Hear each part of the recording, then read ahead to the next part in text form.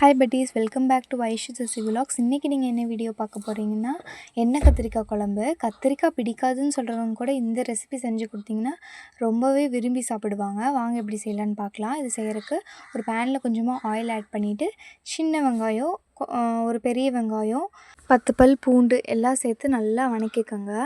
வெங்காயம் நல்லா கண்ணாடி மாதிரி வதங்கணும். அந்தளவுக்கு நல்லா வணக்கிட்டு அது கூடயே கொஞ்சம் சோம்பு, ஜீரகம், குருமிளகு இது 3ஐயும் ஆட் பண்ணி அதையும் நல்லா வணக்கிக்கோங்க.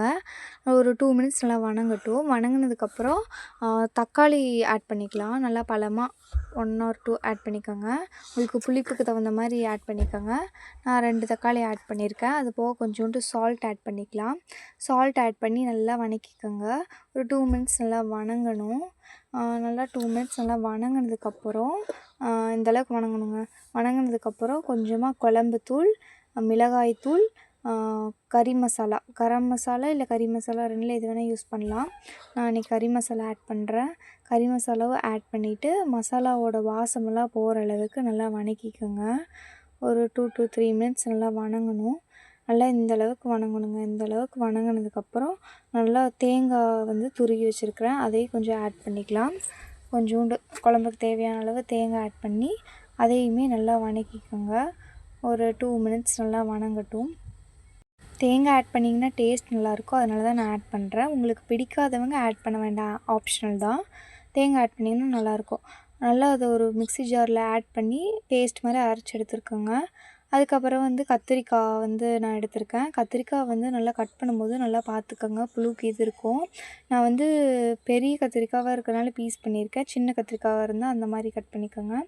கட் பண்ணதுக்கப்புறம் கொஞ்சோண்டு ஒரு பேனில் ஆயில் ஆட் பண்ணிட்டு கத்திரிக்காவை மட்டும் நல்லா வணக்கிக்கோங்க எண்ணெயிலேயே. ஏன்னா எண்ணெய் கத்திரிக்காய் குழம்புங்கிறனால கொஞ்சோண்டு எண்ணெயில் வணக்கி எடுத்து குழம்புல ஆட் பண்ணிங்கன்னா டேஸ்ட் நல்லாயிருக்கும். ஸோ ஒரு 2 மினிட்ஸ் நல்லா வணக்கிக்கோங்க. அது வணக்கி எடுத்ததுக்கப்புறம் கொஞ்சமாக ஒரு பேனில் ஆயில் ஆட் பண்ணிட்டு குழம்புக்கு தாளித்து விட்டுக்கலாம். கடுகு, கொஞ்சோண்டு வெந்தயம் ஆட் பண்ணிக்கோங்க. எப்போயுமே புளிக்குழம்புக்கு வெந்தயம் ஆட் பண்ணிங்கன்னா டேஸ்ட் நல்லாயிருக்கும். கொஞ்சோண்டு பெரிய வெங்காயம், வரமிளகாய், கருவேப்பிலை இது 3ஐயும் ஆட் பண்ணி ஒரு 2 மினிட்ஸ் வணக்கிக்கோங்க. அதுக்கப்புறம் நம்ம அரைச்சி வச்சுருக்க பேஸ்ட்டை அது கூட ஆட் பண்ணிக்கோங்க. பேஸ்ட்டு நல்லா ஆட் பண்ணி அதுவும் கொதிக்கணும். நல்லா அதையும் ஆட் பண்ணி ஒரு 2 to 3 மினிட்ஸ் நல்லா கொதிக்க விடுங்க. நல்லா இந்தளவுக்கு கொதித்து வரணுங்க. இந்தளவுக்கு கொதித்து வந்ததுக்கப்புறம் புளி ஊற வச்சுருக்கேன். ஒரு நெல்லிக்காய் சைஸ் அளவுக்கு புளி ஊற வச்சுருக்கேன். அதையும் நீங்கள் குழம்புக்கு ஆட் பண்ணிக்கோங்க. அதுவும் ஆட் பண்ணி நல்லா வணங்கணும். புளியோடு சேர்ந்து நல்லா கொதித்து வரப்போ டேஸ்ட் நல்லாயிருக்கும். அதுக்கப்புறம் இந்த மாதிரி கொதித்து வந்ததுக்கப்புறம் சால்ட்டு, ஸ்பைஸ் எல்லாம் கரெக்டாக இருக்கான்னு செக் பண்ணிக்கோங்க ஒரு தடவை. அதுக்கப்புறம் குழம்புக்கு தேவையான அளவு வாட்டர் ஆட் பண்ணிக்கோங்க. உங்களுக்கு எந்த அளவுக்கு குழம்பு தேவையோ அந்தளவுக்கு வாட்டர் ஆட் பண்ணிக்கோங்க. அதுக்கப்புறம் நம்ம வணக்கி வச்சுருக்க கத்திரிக்காவையும் இது கூட ஆட் பண்ணிக்கோங்க, குழம்பு கூட ஆட் பண்ணிக்கோங்க.